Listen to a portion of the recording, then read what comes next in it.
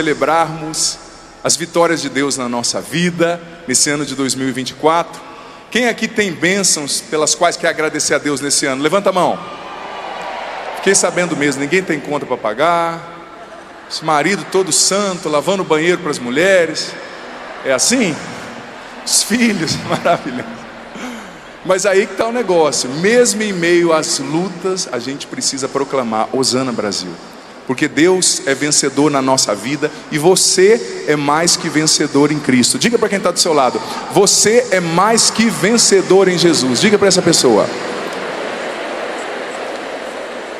Romanos 8:37, esse é o tema do nosso Hosana Brasil 2024.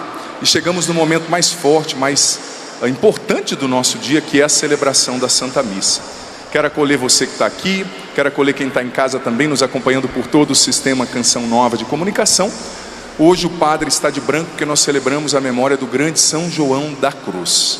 Iniciemos a nossa celebração em nome do Pai, do Filho e do Espírito Santo. Amém.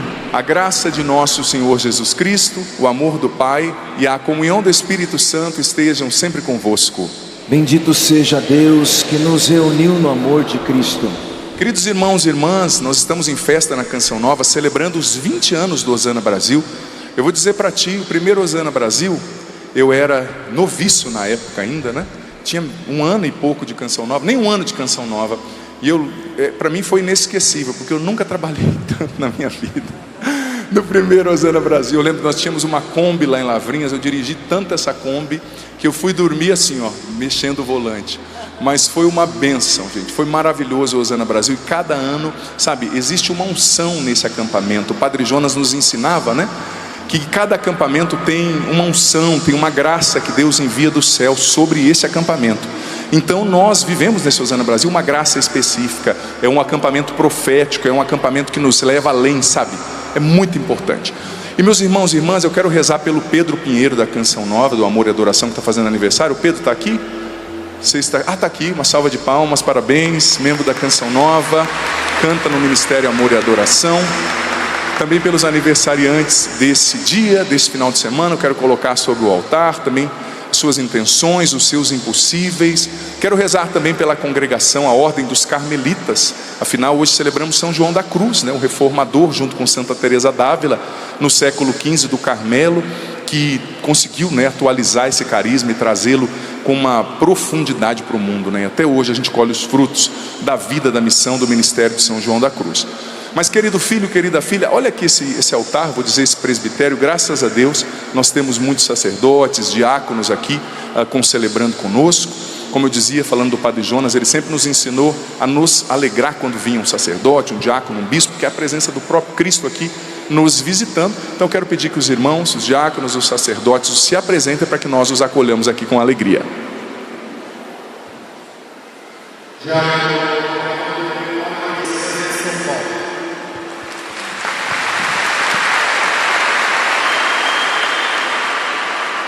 Padre Marcos Prim, da Diocese de Campo Mourão, Paraná.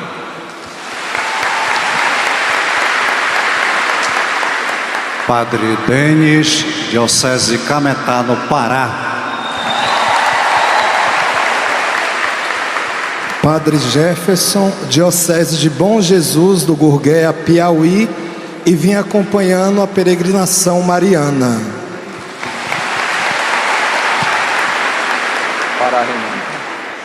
Padre Gilberto, da comunidade de Canção Nova de São Paulo, capital.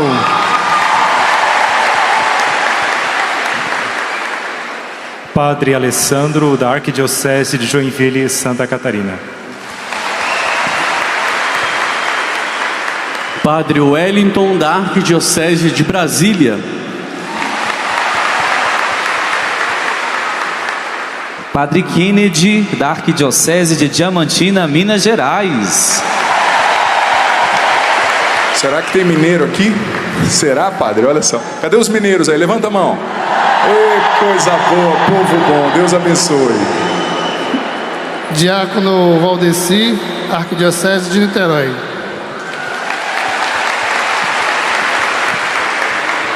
Gente, pode parecer até clichê, mas você sabe que quinta-feira nós celebramos, né? Nós dizemos celebramos porque nós somos cristãos e cremos na ressurreição.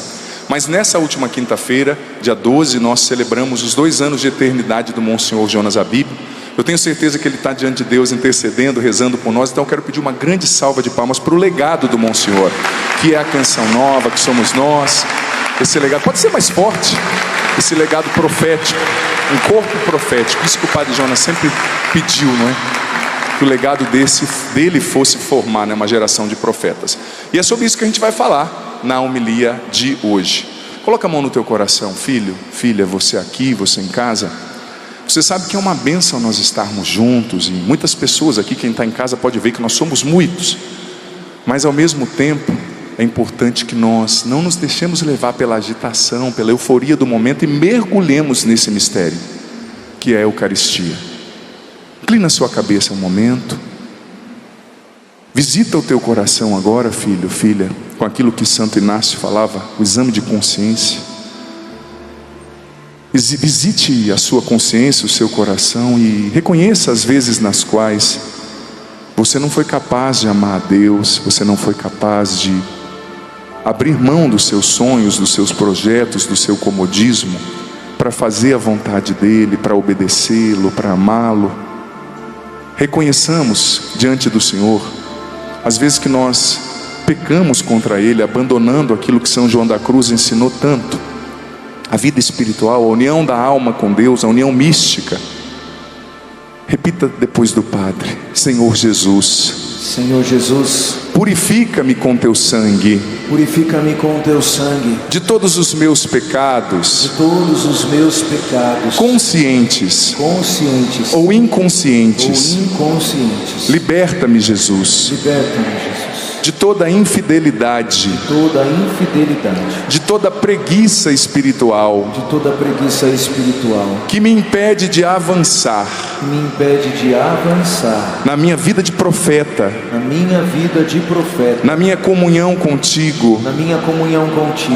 Eu renuncio, Jesus, em teu nome, a todo o pecado, a toda ligação, direta ou indireta, com Satanás, o pai da mentira. Eu renuncio às obras das trevas, eu renuncio à idolatria, eu renuncio toda e qualquer ligação, com o ocultismo, com crendices, com invocação de espíritos. Eu renuncio em nome de Jesus a toda mentalidade mundana, pecaminosa, dominada pelo pecado e pelo mal. Eu renuncio a todo pecado e a todo mal, de qualquer nome, espécie ou poder, em nome de Jesus. Pode se sentar, agora sim pode se sentar. Vou deixar você de olho nessa pessoa aí, viu? Para não deixar essa pessoa dormir, combinado? Tem gente que veio de viagem, veio de longe, isso é um perigo. Meus irmãos, pode segurar para mim nesse mesmo acorde. Meus irmãos, veja bem, quem que nós celebramos hoje? Levanta a mão. Quem aqui sabe quem nós estamos celebrando hoje? O padre já disse, levanta a mão. Já esqueceu? São João da Cruz. Gente, São João da Cruz é alguém muito especial. Ele foi, como o padre já disse, o reformador do Carmelo. No século XV, ele viveu num tempo muito difícil. 3 coisas bem importantes que a gente tem que entender. São João da Cruz, que nós celebramos hoje, amado filho, amada filha, você que está aqui, você que está nos acompanhando em casa. São João da Cruz viveu num tempo muito difícil, num tempo no qual muitos cristãos se desviavam da verdade, um tempo no qual muitos cristãos deixavam a radicalidade do Evangelho, um tempo no qual muita gente deixou ideologias, pensamentos mundanos entrarem no pensamento cristão, não é? Tem muita gente que fala assim: padre, a igreja tem que se abrir, A igreja tem que receber a sabedoria do mundo, a esperteza dos negócios. Esses dias uma pessoa me disse, ao que eu respondi: olha só, a gente não tem que trazer o mundo para a igreja, a gente tem que levar a igreja para o mundo. Nós não temos que trazer a mundanidade, me entenda bem, aquilo que São João fala, né, o mundo que é adversário de Deus, do reino de Deus. Nós não temos que trazer isso para a igreja, nós temos que levar Cristo para o mundo. Então veja bem, presta atenção, você aqui, você em casa. São João da Cruz enfrentou um tempo, digamos, de idolatria. Idolatria do prazer, idolatria da facilidade, idolatria do eu também, diferente do nosso tempo, mas ele enfrentou. Mas graças a Deus que essas coisas só aconteciam no tempo de São João da Cruz, não é verdade? Hoje não acontece. O que você acha? Pergunta para quem está do seu lado: isso acontece hoje, sim ou não? Pergunta para essa pessoa. É claro que acontece. Agora veja bem, o Evangelho nos falou de outro profeta. Qual foi o profeta que o Evangelho apresentou? João Batista, São João Batista. E São João Batista, veja bem, ele também viveu em um tempo muito difícil. Por quê? Porque só Deus sabe o que aconteceu naquelas cortes dos reis da época, né? E ele era um homem austero, que não comprometeu o anúncio do Evangelho para agradar ninguém. Então ele denunciou o pecado público ali de Herodes, né? Que tinha dado um jeito de eliminar o irmão e ficar com a esposa do irmão. E por isso, por esse tempo difícil, diante do qual ele se levantou como profeta, se levantou por Deus, se levantou pelos valores bíblicos, se levantou pela verdade, se levantou pela integridade da família, do casamento. O que aconteceu com São João Batista? Cortaram a sua cabeça. Então veja bem, dois que nós já refletimos aqui, sobre os quais nós refletimos, viviam em tempos difíceis: São João da Cruz e São João Batista. Mas agora nós temos um terceiro, que eu vou dizer para você. Esse aqui, no meu ponto de vista, enfrentou o pior cenário possível, que é o profeta Elias.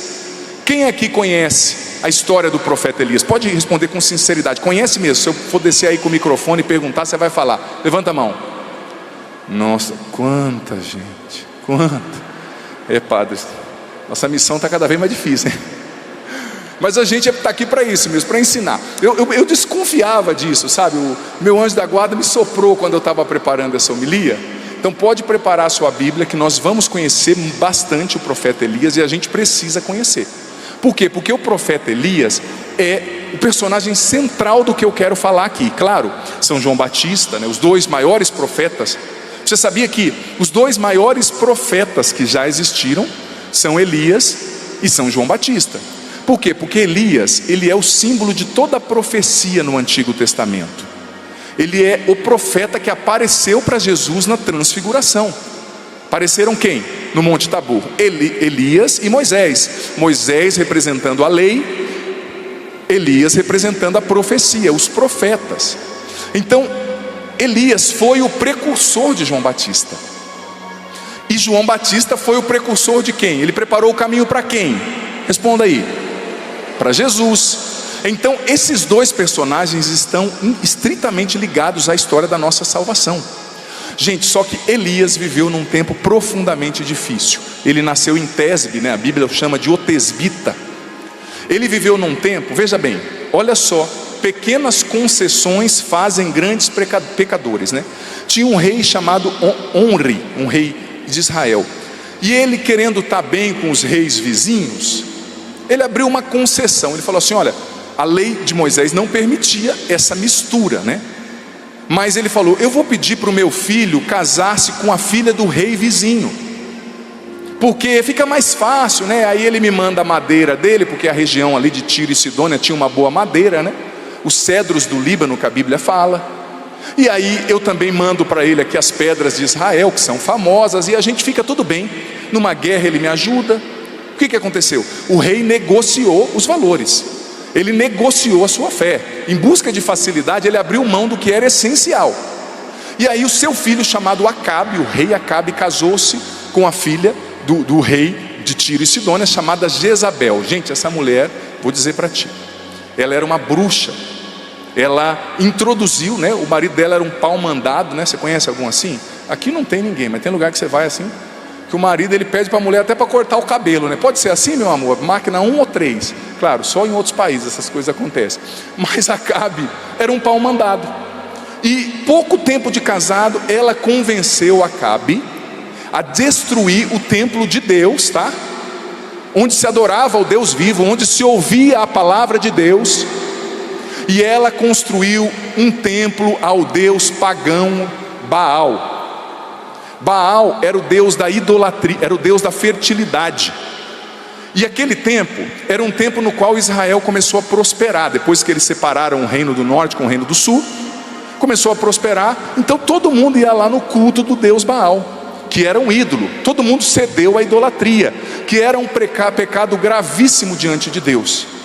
Só que quanto pior o contexto, mais Deus entra na história levantando profetas e profetas ungidos. Aí o profeta Elias apareceu. E o profeta Elias, veja bem, eu vou falar disso depois. Você é chamado a ser profeta, você e eu. Mas o profeta não pode ser um saco de batata. O profeta não pode ser mole, não pode ser preguiçoso, não pode ser medroso. Porque Elias colocou em risco a sua própria vida. Como? Chegando diante do rei na corte, apontando o dedo e dizendo assim: você não pode fazer isso. O povo se desviou de Deus. E então Jezabel começou a perseguir Elias e decretou a morte do profeta Elias, gente. Todo mundo estava procurando Elias. Só que o Deus Baal, como eu disse, era o Deus da fertilidade, né? Então era o Deus que fazia as colheitas, a chuva via as colheitas produzirem muito. Então Elias fez a seguinte oração. Ele chegou diante do rei, está lá no livro de Reis, 1 Reis e 2 Reis, né? A partir do capítulo 17 de 1 Reis.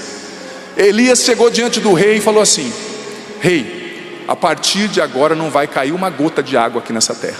Ele se ajoelhou e fez uma oração: Senhor, o Senhor é o meu Deus, em Ti eu confio. Que não chova até quando eu disser que é para chover. Gente, ficou 3 anos e meio sem chover. 3 anos e meio. Então o rei decidiu de fato matar Elias. Por quê? Porque começou a faltar dinheiro. Não tem chuva, não tem colheita, não se vende grãos. Mexeu no bolso, né, meu amigo? A chapa ferve. E Elias fugiu, ele se escondeu, né, na torrente de Carit, sobre uma montanha. E lá ele bebia da água da corrente, da torrente, melhor dizendo. E os corvos traziam comida para ele. Só que depois a seca começou a ficar tão intensa que ele teve que fugir para Sarepta, um país vizinho. E lá ficou na casa de uma viúva. A viúva estava para morrer, não tinha nada. Ele chegou lá, tinha um pouquinho de farinha e de óleo. E ele disse para a viúva: faz um pão e um bolo para mim. Ela disse: eu não tenho. Eu estava esperando fazer isso aqui para eu e meu filho comermos e morrermos de fome depois. E Elias disse: em nome do Senhor eu proclamo, enquanto eu estiver aqui não vai faltar farinha nem óleo na sua vasilha. E todos os dias aparecia o óleo e a vasilha. O óleo e a farinha na vasilha. E Elias ficou escondido até quando deu 3 anos e meio.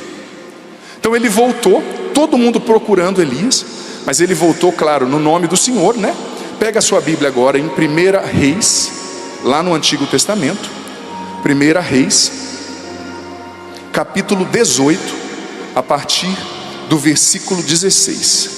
O padre vai ler bastante, mas como eu disse, vale a pena você conhecer, porque isso é uma coisa que você e eu, como cristãos, como católicos, precisamos saber. 1 Reis 18, e você que não trouxe a Bíblia aí, cara de pau, vê se anda com a sua Bíblia, tá? A Bíblia é uma coisa importante. E se você está vendo a Bíblia no celular, resista à tentação. Vai que chegou um zap da sua sogra aí agora, pedindo para você levar uma camiseta aqui do Osana. Não é para abrir outra coisa, né?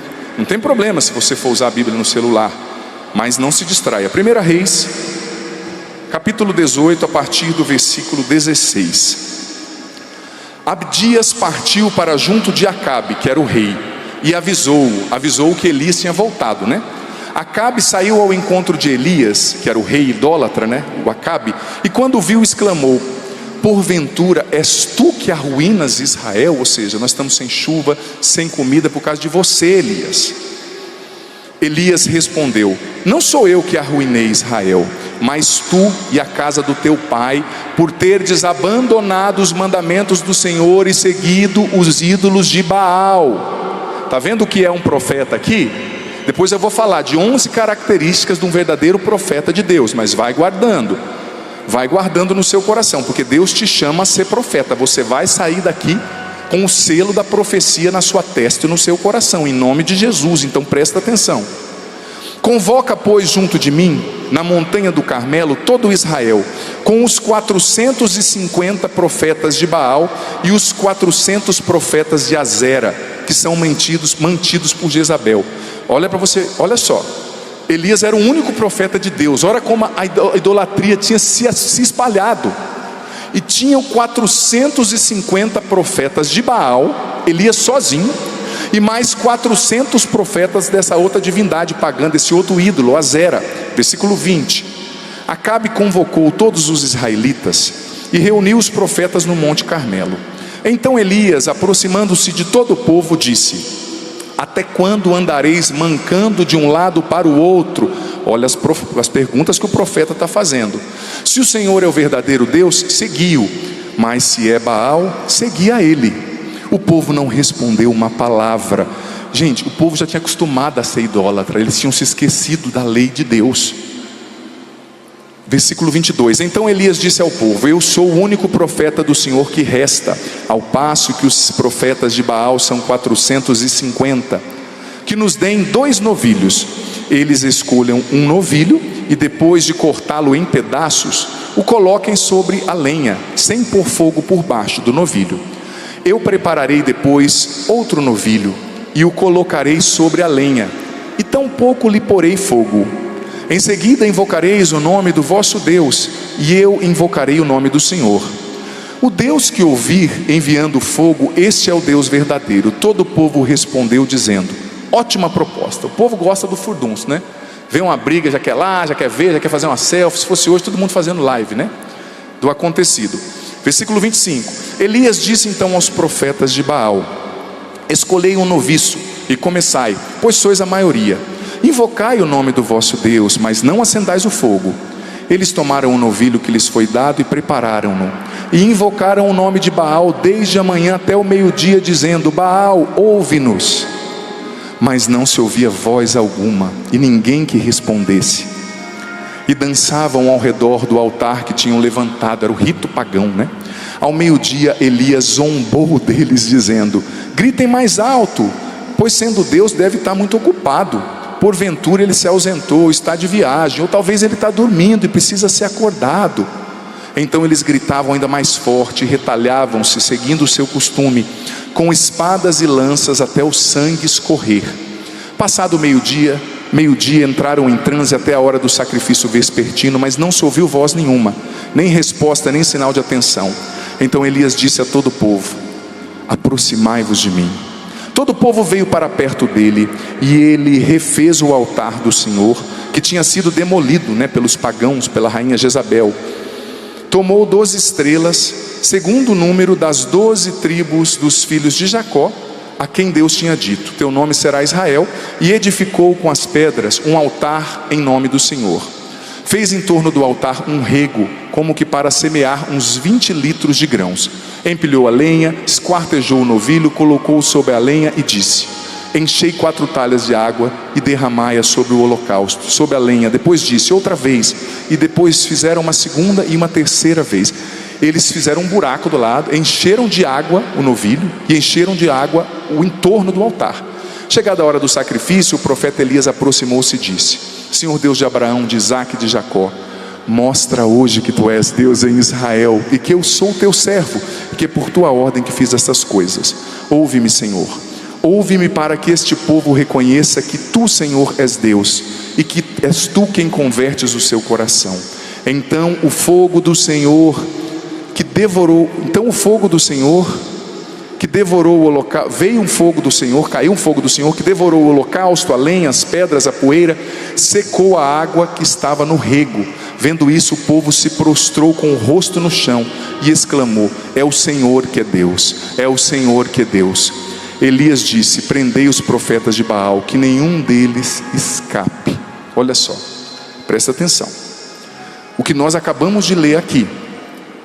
Eu fiz questão de ler a história inteira, porque é importante para você ter contato com a Bíblia, é importante para você conhecer o que está por trás aqui do que nós estamos vivendo, celebrando e refletindo hoje.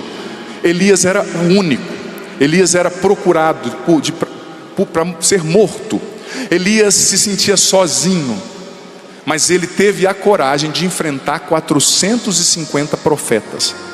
E no sacrifício dele o fogo veio do céu e consumiu, e o povo se converteu. Porque muitas vezes, filho, filha, Deus dá os sinais para quê? Para que nós nos convertamos. Os sinais existem para que nós nos convertamos. E eu digo para você, eu afirmo para você isso, nesse Osana Brasil 2024, Deus quer que você, que talvez se sente sozinho na sua família, como Elias, talvez na sua família, chega esse final de ano, você fica até com medo, porque é aquela churrascada, todo mundo se reúne, ninguém quer fazer oração. Ou será que é só lá para o meu lado que existem essas coisas, lá onde a minha família mora? Será que é só isso, só acontece por aí, por onde eu ando? Ninguém quer fazer oração, todo mundo bebendo igual um cachaço, não quero ofender o cachaço, claro, né? Todo mundo chapando, aí na hora que está todo mundo bêbado, já vai o povo, ó, começa aquelas danças, tal. Uns descendo na boquinha da garrafa, os mais novos que não sabem o que quer dizer, depois, não pesquisa não, na verdade, é uma onda que aconteceu no Brasil uns anos atrás, tá? Não é assim? Às vezes você se sente como Elias na sua casa, às vezes você se sente como Elias na sua família, às vezes você se sente como Elias no seu trabalho. Mas esse padre, essa pessoa, desculpa, é muito beata. Essa pessoa, sabe, ela está deixando de viver. Mas eu digo para você, por mais que os valores do tempo mudem, como mudaram no tempo de Elias, a palavra de Deus não muda, e Deus quer que você e eu sejamos Elias na nossa realidade. Deus quer que você e eu sejamos Elias na faculdade. Deus quer que você e eu sejamos Elias onde quer que a gente anda, por onde quer que andemos. Elias viveu num tempo de crenças pagãs, de ideologias, e nós também vivemos um tempo profundo no qual o inimigo, gente, na minha época, quando eu era adolescente, a minha mãe falava, olha, não vai lá naquela praça e não anda com fulano. Por quê? Porque poderia perverter a criança, o adolescente, o filho. Hoje em dia o inimigo entra na sua casa pela tela, pelo celular, pela série. Você chega cansado do trabalho, você deixa o seu neto, o seu filho com o celular, e ali ele está sendo descatequizado. E ali ele está sendo ensinado os valores contrários ao Evangelho. Nós vivemos em muitas formas o que Elias viveu, o que João Batista viveu, o que São João da Cruz viveu. Elias, depois de tudo isso, reconsagrou o povo a Deus, orou novamente, a chuva caiu, e com os 3 anos e meio sem chuva, ele humilhou Baal, que era considerado o Deus da chuva, o Deus da fertilidade, sabe? Mas Deus quer que você seja Elias, Deus quer que você seja profeta, na sua realidade. E eu vou dizer para você, o que é um profeta? Você já parou para pensar o que é um profeta? Profeta não é alguém barbudo que anda com uma roupa branca, né? E que vê o futuro. Isso aí é a mãe de Ná. Para quem não sabe, os mais novos também, depois o tio explica, né? O que quer dizer. Quem vê o futuro, quem descobre. Não, o profeta, em primeiro lugar, o profeta é um amigo de Deus. O profeta é alguém grávido da palavra de Deus. Você viu que a primeira leitura dizia, Elias levantou-se como um fogo, a sua palavra queimava como uma tocha, por onde que ele andava. Por quê? Porque ele estava grávido da palavra de Deus. Ele tinha a palavra de Deus tão entranhada nele, que por onde ele andava essa palavra era destilada, onde ele andava essa palavra alcançava as pessoas. O profeta é um amigo de Deus, o profeta é aquele que lembra o povo. Veja bem, você viu que Elias falou, gente, vocês abandonaram o Senhor, mas vocês têm uma aliança com Ele. O profeta é aquele que nos lembra quem nós somos. Quando você está no pecado, quando você escolheu seguir os passos do diabo e não de Deus, o profeta vem e te lembra, você é povo de Deus. Pelo seu batismo você é propriedade de Deus. Você pode repetir isso depois de mim? Pelo meu batismo. Pode ser mais forte. Pelo meu batismo eu sou propriedade de Deus. Eu sou povo consagrado a Deus. Eu sou profeta. Essa é a missão do profeta. E Deus hoje, Ele trouxe você aqui nesse Osana Brasil. Sabe por que Ele te trouxe? Porque a partir daqui Ele quer levantar uma geração de profeta para pegar fogo, para incendiar o Brasil. A partir da Canção Nova, a partir do Osana Brasil, Deus está formando uma nova geração de profetas. Pode aplaudir isso, aplauda a pessoa que está do seu lado, o profeta que está nascendo aí. Sabe por quê? Porque você tem DNA de profeta. Você tem DNA de profeta. Porque pelo seu batismo você foi feito profeta, sacerdote e rei. Aquilo que a gente chama na teologia do tríplice munus, né? É o poder. Você recebeu de Deus a atividade de ser profeta, o dom da profecia. Deus te fez profeta, Ele te escolheu, Ele te separou, Ele te ungiu e Ele quer te enviar como profeta. Você tem DNA de profeta. Nós na Canção Nova, nós temos o legado do Padre Jonas Abib, o DNA do Padre Jonas Abib. Nós não podemos ser outra coisa senão profetas, porque nós temos o legado e o DNA do Padre Jonas Abib, que foi um dos maiores profetas que o Brasil conheceu nos últimos anos, nas últimas décadas. Eu digo isso sem qualquer falsa humildade, é fato, sabe? Mas o profeta, guarde isso, filho, filha. O profeta é alguém que recorda o povo. Você foi feito por Deus e para Deus, como dizia Santo Agostinho. O profeta diz: você foi feito por Deus e para Deus, então volta para Ele. O profeta lembra, o profeta recorda. Você sabe o que quer dizer a palavra recordar? Vem do latim res cordare, quer dizer trazer para o coração, cordes de novo, né? Res cordare, eu trago para o coração.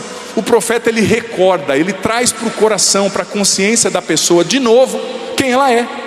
Por quê, gente? Porque nós somos um povo de memória curta. Diga para quem está do seu lado: não seja uma pessoa de memória curta. Não seja uma pessoa de memória curta. Porque, veja bem, você sabe qual é um dos verbos que mais aparece no Antigo Testamento? Um dos verbos que mais aparece é o verbo Shema Israel. Lembra, Israel, lembra. Uma das coisas que a Bíblia mais fala é lembra, lembra. Lembra que fui eu que te tirei do Egito. Lembra que eu abri o mar vermelho. Lembra que eu alimentei vocês no deserto com o pão do céu. Lembra das pragas do Egito. E para o judeu era uma lei. Ele era obrigado no sábado, antes de ir na sinagoga, ou depois da sinagoga, durante o jantar, o avô, o pai, sentar com o filho e contar a história. Contar a história da salvação. Lembrar. E aqui eu digo para nós, Canção Nova, lembra que isso aqui era um brejo e hoje é esse centro de evangelização, por causa da profecia do Monsenhor Jonas Abib, que ele via tudo isso aqui que está aqui hoje. Muitas pessoas só viam um brejo. Então Deus quer que você lembre quem você é. Sabe, eu vou ser sincero, às vezes nós que somos missionários, nós estamos distantes das nossas famílias, né?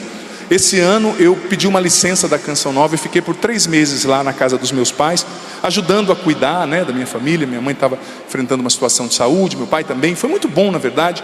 E você sabe que estando lá, eu me lembrei um pouco de quem eu sou. Porque lá eu não era só o Padre Adriano Zandoná da Canção Nova. Como diz minha irmã, eu era o Dri. Para os meus sobrinhos eu era o tio. E a minha irmã ficou hiper feliz. Chegou o tio de 2 metros, ela ficou em paz. Não brinca com ele, se quiser o dia inteiro, leva quando você quiser, shopping. Porque imagina, ela com 2 crianças pequenas, trabalhando de casa, ficou hiper feliz. Mas foi bom, eu lembrei quem eu sou. Eu lembrei lá das minhas raízes. Eu lembrei, né, meu pai é um caminhoneiro, aqueles caminhoneirão mesmo assim, sabe, italianão, que andava sem camisa, aqueles caminhão na época, eu aprendi a dirigir com ele. Aquele caminhão que a gente dirigia, gente, não precisa de academia, o seu bíceps estava sempre assim, ó, que não tinha direção hidráulica, eu subia e soltava o peso no caminhão. Isso lá atrás, né? Eu também fui caminhoneiro, não tem cara não, mas fui, viu? Me respeite. Aí hoje meu pai não é mais caminhoneiro de viajar para longe, claro, ele trabalha ali na região. Mas como foi bom estar lá, né? E lá eu lembrei. E o que eu fui fazer na casa dos meus pais? Eu virei Uber, né? Levava no médico, levava para consulta, dormi com meu pai lá no hospital durante a cirurgia, ajudei meu pai a tomar banho. Ele é bem esperto, nem precisei ajudar muito, né? Mas ajudei, fiz comida. Não é igual a da minha mãe, né? Eu dei o meu melhor. Mãe, perdão publicamente, né? Lavei louça, a pia da minha mãe, do tamanho dela, eu lavava a louça assim, no final ela falava, levanta filho, eu falava, não consigo. Mas eu voltei à minha origem. Lá eu não era o Padre Adriano Zandoná, eu era o filho. E eu estava lá em casa, eu via minha mãe mexendo nas flores todos os dias, eu ajudava, eu ficava ali de lado, né, que eu não sou muito bom de flores, mas eu me lembrei quem eu sou. Aí eu voltei para a Canção Nova, claro, e lá também eu lembrava que eu era Canção Nova, porque eu também não sou só o Adriano Zandoná, eu sou o padre da Canção Nova, eu tenho um carisma, eu tenho uma unção que recebi de Deus, o meu sacerdócio, mas me fez muito bem lembrar de quem eu sou. E muitas vezes Deus permite que sofrimentos venham na nossa vida, muitas vezes Deus permite que pancadas venham na nossa vida, muitas vezes Deus permite que a cruz venha na nossa vida e que o demônio esfregue coisas na nossa cara, só para nos lembrar de quem nós somos. Você é filho de Deus, você é profeta, você é amado, você foi feito para ser uma bênção, você é mais que vencedor em Jesus, é essa a sua identidade, ponto. Mas o mundo vai te enganando. Você é o que você quiser, você não é o que você quiser, você é o que Deus te fez, ponto. Então o profeta, ele vai lembrando as pessoas de quem eles são, ele vai lembrando a história, ele vai lembrando a identidade, tem a ver com identidade. Por quê?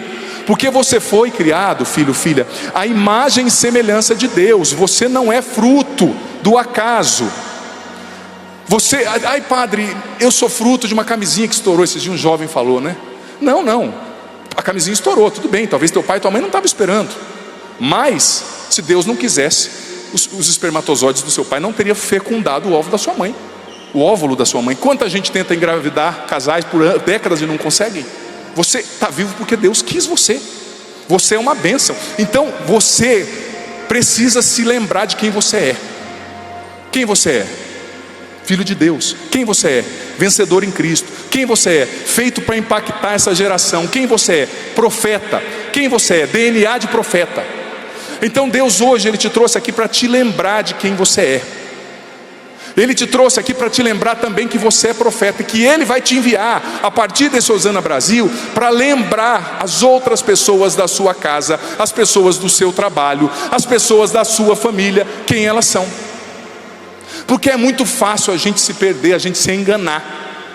É muito fácil. Então você, profeta, precisa ser, em primeiro lugar, um amigo de Deus. Porque o profeta, ele vê a realidade, ele lê a realidade a partir dos olhos de Deus.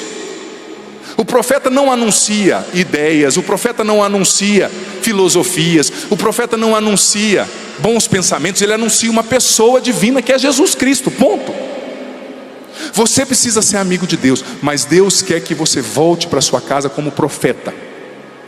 Gente, mais do que nunca, hoje mais do que nunca, o Brasil precisa de profetas.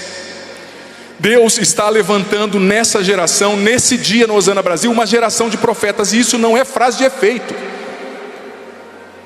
É uma verdade, você precisa ser profeta, você precisa recordar às pessoas quem elas são. Que elas foram criadas, cito mais uma vez Santo Agostinho, por amor, por Deus e para Deus, por amor e para amar. Porque tem muita gente perdida na sua identidade, e o demônio, ele é sórdido, ele está confundindo os nossos jovens com relação à sua identidade. Mas você precisa se levantar como profeta nessa geração, sem ter medo de dizer a verdade. No Brasil nós precisamos de profetas que se levantem e digam: aborto aqui não, ideologia de gênero aqui não, essas porcarias todas aqui não. Esse país é um país cristão, é terra de Santa Cruz, é terra de Santa Cruz, o nosso DNA é católico, é cristão. Mas a gente precisa se levantar. Você, não estou falando para você ser mal educado, para você ofender ninguém, não é isso. Mas você precisa se levantar e falar assim: aqui na minha casa, filho, você não vai dormir com a sua namorada não, porque essa é uma casa cristã, que tem respeito. Agora você fica querendo agradar todo mundo? Me perdoe, para ser profeta você vai fazer muito inimigo, e Deus quer que você faça, porque já deu de cristão hipócrita, de cristão legalzão, de cristão que fala frases bonitas, já deu. Deus quer que você se levante e diga: aqui em casa o Natal não é só churrasco e bebida, nós vamos rezar. Aqui não é só beber igual um cachaço. Aqui em casa certas músicas não vão tocar, porque isso fere a minha fé. Você tem que se levantar. Você é católico, é um saco de batata. Você é católico, é um saco de batata. Pode aplaudir. Você está me entendendo? Isso é ótimo sinal. Você tem que se levantar e dizer: certas músicas não entram aqui em casa. Gente, eu estava ouvindo, antes de vir a pregação, de fazer essa pregação, de vir presidir a missa, eu fiz uma pesquisa de qual é a música mais ouvida no Brasil esse ano. Eu fico com vergonha de dizer aqui o que a música diz, porque tem criança assistindo. Mas eu vou só te falar A música do ano passado, né? Música mais ouvida no ano passado, ela falava 41 vezes: soca, soca, soca, soca, soca, soca, soca. Claro, né? As crianças que estão assistindo, soca leite no café, né? Açúcar no suco, manteiga no pão, essas coisas assim, né, crianças? Aí você ouve e fica na sua cabeça: soca, soca, soca, soca, soca, soca, né? É o que nossos jovens estão consumindo. E não faz essa cara de que você nunca ouviu, não, cara de pau. Que talvez lá na sua casa, ó, e aquela sofrência na sua casa. Eu não sei, padre, porque eu sinto vontade de trair a minha esposa. De manhã até de noite ouvindo essas músicas que só falam de traição, de bebida. Ela me traiu, eu vou pegar, tô facinho, faz os movimentos. Essa música promíscua não pode entrar na sua casa. Você é profeta, você tem que se levantar e dizer: aqui não, essa casa é cristã. Essa porcaria não vai tocar aqui, ou você vai ser um saco de batata. Sabe, é hora do católico começar a ser católico. É hora de você dizer: não, aqui nós vamos viver a palavra de Deus. Não é para você, mais uma vez eu digo, não é para você brigar com ninguém, não é para você fazer confusão, desrespeitar nenhum ser humano. Mas ou você se decide por Deus, ou você vai ser sempre um católico sem sal, um católico mentiroso, um católico fraco, um católico sem fé. Você precisa brilhar, o profeta. Diga para quem está do seu lado: profeta, você precisa brilhar. A luz de Deus precisa brilhar em você, a verdade do evangelho precisa brilhar em você. Diga para essa pessoa. E eu digo para você, esse mundo sensualizado, gente, está em total desacordo com a palavra de Deus. Você precisa se levantar como profeta. E outra coisa, tem gente que é assim: deixa a criança ser educada pela internet, pela TV. Não faça isso, você está entregando seu filho na mão do diabo. Você tem que educar o seu filho, e você tem que acompanhar o que o professor está dizendo. E se falar bobeira, e se falar ideologia, você vai lá na escola e faz um barraco. Você diga: você não está recebendo do Estado para ensinar essa ideologia, você não está recebendo do meu bolso, se for particular, para ensinar isso. Ensina português, ensina matemática, ensina inglês. Sobre educação de valor e moral, quem ensina sou eu, que sou pai e mãe. Agora o pai e a mãe dá o ouro para o bandido. Filho, não dá, você tem que assumir. O pai precisa ser, eu dizia no acampamento aqui esses dias, precisa ser o primeiro catequista do filho. Ai, padre, eu não sei porque o meu filho se perdeu. Eu sei porque seu filho te perdeu, porque você ficou assistindo novela e não viu com quem ele estava andando. Com todo respeito, tá? Não estou julgando você, talvez não tenha sido isso, mas se a carapuça servir também, coloca e se converte, reage, cara de pau. Você tem que assumir a sua família. Eu esperava que o anjo Miguel viesse e ensinasse o catecismo para o meu filho. Meu amigo, ele não vai vir não. Isso aqui tem que estar na sua cabeceira, Isso aqui você tem que ensinar para o seu filho. Você tem que saber isso aqui de cor. Que raio de católico que não conhece o catecismo, não é católico, depois vira crente aí. Tem gente que fala: eu virei evangélico. Eu converso 5 minutos com a pessoa e falo: cara, você nunca foi católico.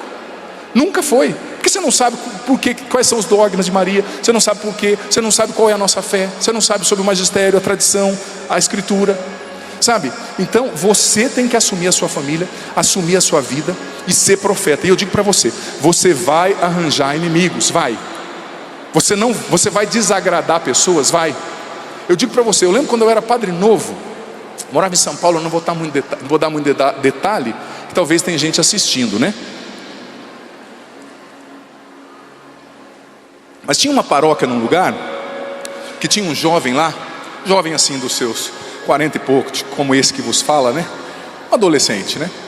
E o rapaz ajudava muito na paróquia. Ele era muito bonito, tinha uma namorada assim que você não podia nem olhar muito. Eu olhava até para baixo quando eu via ela, falava: oh meu Deus do céu, bonita que dava medo. O rapaz muito rico, bem sucedido, ajudava muito a paróquia. Tinha 3 padres nessa paróquia, e eu ia muito nessa paróquia. A paróquia é grande, né? Ali na região metropolitana de São Paulo. E esse rapaz morava junto com a moça. Ele não queria casar. E ele estava, me perdoe a sinceridade, com todo respeito a você que vive uma situação de segunda união, você é acolhido. Mas filho, se você está morando com uma pessoa sem casar, você está em condição de pecado mortal, ponto. Me perdoe, com todo carinho a você, mas o amor leva sem verdade, não tem caridade, gente. E ninguém falava para o bendito que estava errado a situação dele, mas ele ajudava muito na paróquia. Aí eu fui lá um dia, né? Sou filho do Padre Jonas, o Padre Jonas ensinou a gente a ser meio abusado, né? E um dia o rapaz veio falar comigo e falou para mim que a situação dele estava ótima, que ele era muito caridoso. Eu falei assim: está ótima sim, mas você tem que casar, a situação sua está errada. Com todo carinho, claro, eu falei. Se você morrer assim, você pode ir para o inferno, perder sua salvação, filho. Por que você não casa? Ah, é por isso, por aquilo outro. Eu falei, ó, você que sabe, a escolha é sua, mas eu te falei o que eu tinha que te falar. Para variar, ele me odiou por 15 dias. Me odiou mesmo, deve ter me elogiado muito, né, lá para os padres, para os amigos. É que nem quando você fecha um motoqueiro lá na Marginal Tietê, ele passa falando, Deus abençoe sua mãe. Eu falo, amém, filho. Acontece muito, quem morou em São Paulo dirigindo sabe o que eu estou dizendo. Passou 15 dias, eu voltei na paróquia, ele me procurou. Falei, agora ele vai falar que vai parar de ajudar a paróquia, aí o padre vai me matar, né? Eu venho aqui de fora, ele estava em obra na paróquia. Mas eu falei, eu vou falar o quê pro cara? Se ele não quiser deixar de me seguir, que deixe. Quiser deixar de conversar comigo. Ele me chamou para conversar. E eu já fui, invoquei São Miguel, São Gabriel, São Rafael, Santo Antônio, a Virgem Maria, São José, São Pedro, São Carlos Borromeu e mais outros amigos aí do céu. Falei, caramba, né? Chegou todo imponente assim. Foi lá no escritório do padre, fechou a porta. Eu falei assim, será que ele está armado? Eu pensei. Ele olhou para mim e falou assim, olha padre, eu vou dizer uma coisa para o senhor. Eu te odiei quando você me falou aquilo. Eu olhei para ele, dei um sorriso amarelo e falei, eu sei, amado. Mas ele me falou o seguinte, eu fiquei por 10, 12 dias odiando o senhor, mas eu vim aqui te agradecer. Porque o que o senhor me disse, Deus já tinha falado no meu coração. Ele já falou dentro de mim, mas ninguém teve a coragem de confirmar e de dizer, eu vou me casar daqui a 2 meses, padre, já está marcado. Você entendeu? Você entendeu? Quando você profetiza algo para alguém, você tem que ter consciência que você não está sozinho. Alguém já falou dentro da pessoa antes de você. Alguém já falou com a pessoa antes de você. E alguém está falando com a pessoa além de você. É o Espírito Santo. O profeta e o Espírito Santo são uma coisa só. Por isso que o Padre Jonas sempre nos ensinou, na Canção Nova, peça o Espírito Santo, peça o Espírito Santo, peça o batismo no Espírito Santo. Por quê? Porque eu sei, eu vou ser sincero, quem prega aqui como eu sabe o que eu estou dizendo. Às vezes você escreve um livro, escreve uma música, você prega, aí a pessoa te procura depois da pregação e ela fala para você que ela entendeu da pregação algo que você não falou. Às vezes eu estou falando de Nossa Senhora e a pessoa fala, nossa padre, eu senti tanta presença de São José na pregação. Você está pregando sobre conversão e a pessoa, nossa padre, eu senti que Nossa Senhora falou comigo. Eu falo, mas que raio que é esse? Por quê? Porque a palavra não é minha. A partir do momento que ela saiu da minha boca, o Espírito Santo vai trabalhar com ela no teu coração, falando o que Ele quer e não o que eu quero. Então talvez Deus já está, Deus já está falando com você aqui de coisas que eu nem estou pensando em dizer, mas Ele já está falando para você amizades que você tem que tirar da sua vida, Ele já está falando para você lugares que você não pode mais ir, Ele já está falando para você músicas que você não pode mais ouvir, Ele já está falando para você uma vida de oração que você pode ter e você não pode fazer de conta que não é contigo. O Espírito Santo já está falando. Por isso que você tem que ser profeta. E não vem com essa desculpa não, tá? Ai padre, sabe o que é? É o que eu mais escuto. Ah padre, eu não sei falar direito. Ah padre, eu já sou muito velho. Ah padre, eu sou muito novo. Olha só, Deus escolheu profetas, presta atenção. Ele escolheu Moisés, Moisés falou que era gago. Deus falou, não tem problema, eu quero você. Deu a Arão para ajudar, mas vai. Ele escolheu Jeremias, Jeremias falou, eu sou uma criança. Deus falou, não estou nem aí se é uma criança, meu irmão, vai profetizar. Ele escolheu Amós, Amós falou, eu não sou profeta, nem sou filho de profeta, sou cultivador de sicômoros, né? Cada um começa com a sua desculpa, já percebeu? Seu cabedal de desculpa. Deus falou, Amós, menos filho, vai falar por mim. Deus falou para Isaías ser profeta, ele disse, eu sou um homem de lábios impuros. Mas todos esses Deus chamou, ungiu, preparou e enviou, ponto.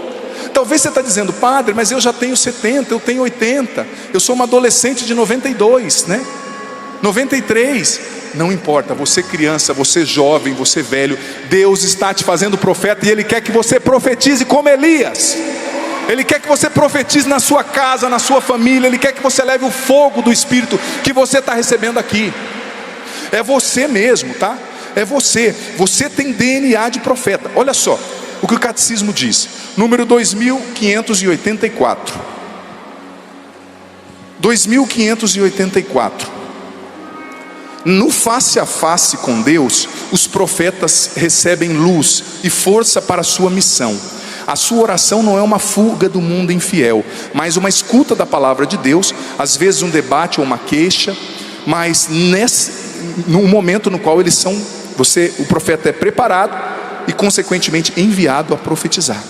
Deus quer que você tenha comunhão com Ele, porque ninguém fala de Deus sem falar com Deus, e que você profetize. E agora eu vou partilhar contigo, filho, presta atenção, que isso aqui é muito importante, já caminhando para o final da nossa reflexão. Olha só, 11 características de um verdadeiro profeta. Diga para quem está do seu lado, 11 características. Está muito fraco, 11 características de um verdadeiro profeta. Presta atenção. Primeira característica de um profeta de Deus de verdade. Porque não é assim, você chegar brigando com todo mundo, fazendo vídeo na internet, não. O profeta não é alguém que ataca as pessoas, é alguém que ataca o demônio e o pecado. Primeira característica, vida de oração constante. Vida de oração constante. Você precisa comungar, se possível todos os dias, o máximo que você conseguir. Você precisa rezar o terço, o rosário. Você precisa ser um homem que vê a face de Deus. Elias, Moisés, os profetas todos, gente, eles viviam na montanha, fazendo o quê?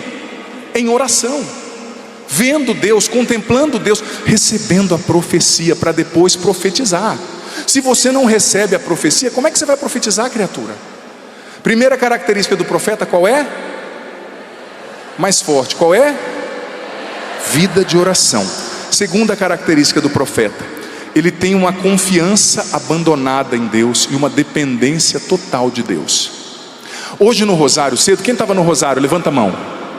No final Deus me deu essa palavra, eu não sei se eu tive tempo de proclamá-la toda, mas Deus dizia no meu coração que Ele quer nos levar no final desse ano e no próximo ano a uma experiência de dependência dEle e da providência dEle. Dependência da providência, do cuidado de Deus. O profeta precisa confiar que Deus cuida dele. Por quê? Porque Elias foi alimentado pelos corvos, Moisés e o povo alimentado pelo pão que caía do céu. Deus cuida daqueles que se dedicam a Ele. Então o profeta precisa confiar mais em Deus do que em si mesmo, nos seus métodos, na sua inteligência, na sua eloquência. E como eu disse, não dê desculpa, eu não estudei teologia, eu não sei. Não, Deus quer você, Ele já te escolheu. Terceira característica do verdadeiro profeta, ele é alguém que é grávido da palavra de Deus. Você ouviu essa expressão? São Crisóstomo falava da gravidez bíblica, né? Lá no século IV. Lembra daquela passagem do livro do profeta Ezequiel, na qual Deus diz para Ezequiel: tem um rolo na sua frente, um pergaminho da Bíblia, né? Come, devora. Depois lá no Apocalipse, em uma visão, João também, né? Deus apareceu a ele e falou: come, devora esse rolo. O homem de Deus, a mulher de Deus, o profeta precisa ser grávido da palavra. O Padre Jonas nos ensinou na Canção Nova a sermos grávidos da palavra de Deus. Por quê? Se você é grávido da palavra de Deus, ela vai nascer de você em qualquer conversa, em qualquer situação. Seja grávido da palavra, grávida da palavra. Mas como que você vai engravidar da palavra de Deus, criatura? Tendo contato com ela. Quem está com a Bíblia aqui, levanta a Bíblia para o Padre ver. Nossa, quanta gente. Murchei, que bom, louvado seja Deus, você que trouxe. Mas você que não trouxe, ande com a sua Bíblia, você precisa conhecer. Você sabe que eu tenho mudado muito as minhas homilias. Antigamente eu preparava uma homilia assim, com termos do grego, do hebraico, um monte de coisa.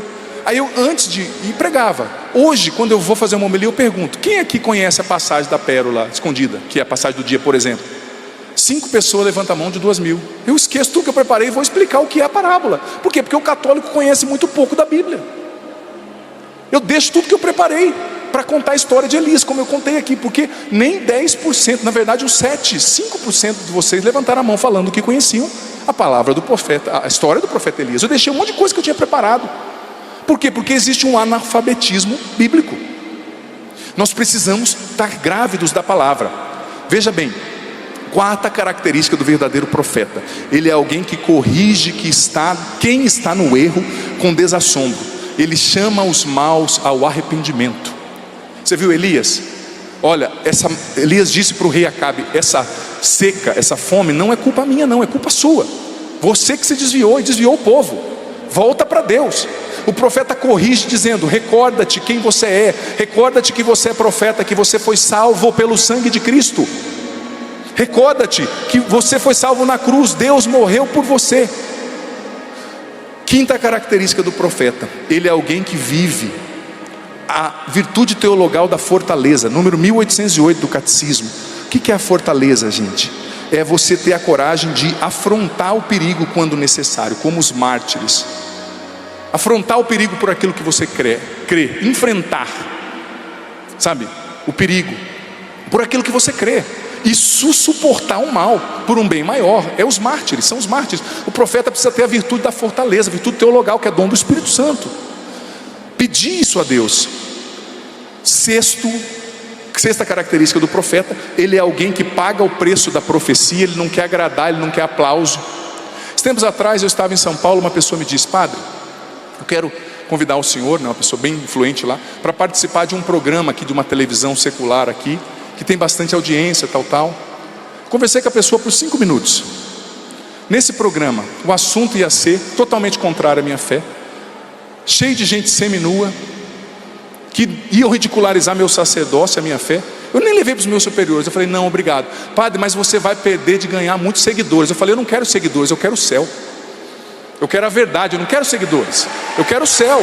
Já passou, sabe, essas coisas, esses pensamentos esdrúxulos. A gente não tem que ceder essas coisas. 7ª característica do profeta: ele é alguém que vive na verdade. Ele prega a verdade, ele vive a verdade. 8ª característica do profeta, presta atenção, essa é muito importante: ele prega com o desejo de salvar, não de condenar. Ele tem caridade e misericórdia para com os pecadores, e por isso lhes corrige.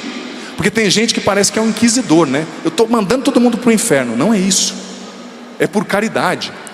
9ª característica do profeta: ele é alguém que vê o invisível. Ele é uma pessoa de fé e esperança, como o padre Jonas Abib, como Elias, como João Batista, como São João da Cruz. O profeta é alguém, 10ª característica, que não negocia o seu ministério, que não negocia os valores cristãos, sabe? Ele é alguém que dá a vida, que perde a cabeça, como João Batista. E não vou aprofundar muito isso por causa do tempo, o padre já está ficando sem tempo, eu poderia discorrer mais sobre esses pontos, mas enfim, você entendeu. 11ª característica: o profeta, isso aqui é maravilhoso, ele é alguém que crê e espera a segunda vinda de Jesus. Ele vê, espera, antevê a segunda vinda de Jesus. Eu vejo todas essas características aqui, sem qualquer demagogia, né, no padre Jonas Abib, meu fundador. Vejo essas características nas pessoas que se decidem pelo céu, pela fé. Vamos ficar em pé? Isso, vamos ficar em pé.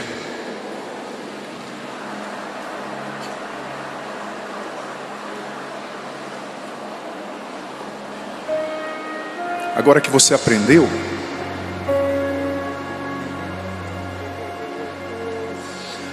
aprendeu, filho, nós vamos cantar essa canção de novo. Mas Deus está levantando aqui uma geração de profetas. É você, é você, é você, é você que está aqui, é você que está em casa. Deus vai botar fogo lá no seu ambiente através da sua fé, da sua palavra, da sua profecia. Tenha certeza. Mas olha, quando Ezequiel engoliu o rolo, Deus disse: em uma parte do seu corpo vai ser amarga, em outra parte vai ser doce.